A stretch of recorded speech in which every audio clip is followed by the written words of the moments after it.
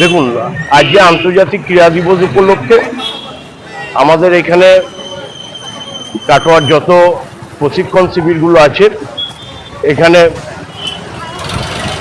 আজকে আন্তর্জাতিক ক্রীড়া দিবস উপলক্ষে আমরা একটাই বার্তা পৌঁছে দিতে চাই যে শিশুদের হাতে মোবাইল দেবেন না, তাদেরকে খেলার মাঠে নিয়ে আসুন।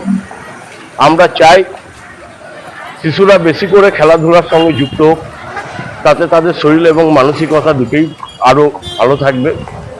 এবং আজকের এই আন্তর্জাতিক ক্রীড়া দিবসে এটাও বার্তা পৌঁছে দিতে চাই, যুব সমাজ যে মোবাইলের প্রতি বেশি আসক্ত হয়ে যাচ্ছে, সেখান থেকে আমরা এটাকে বার করে নিয়ে এসে যদি আমরা তাদেরকে বিভিন্ন ক্রিয়াকলাপের মাধ্যমে খেলাধুলা এবং শারীরিক সংস্কৃতি যদি তারা যুক্ত হয়, তাহলে আরো খুবই ভালো হয়।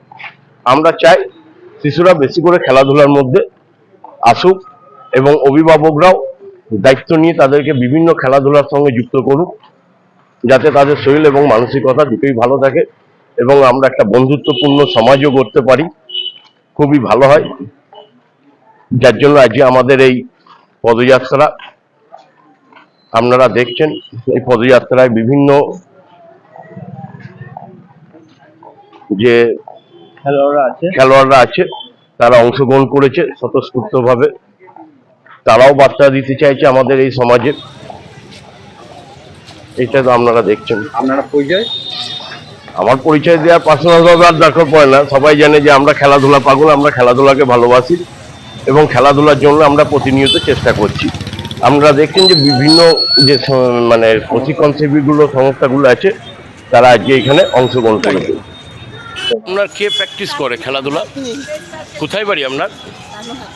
আচ্ছা, আপনি আজকে এই যে পদযাত্রায় অংশগ্রহণ করে কেমন লাগছে? ভালো লাগছে। আপনি কি বার্তা দিতে চান?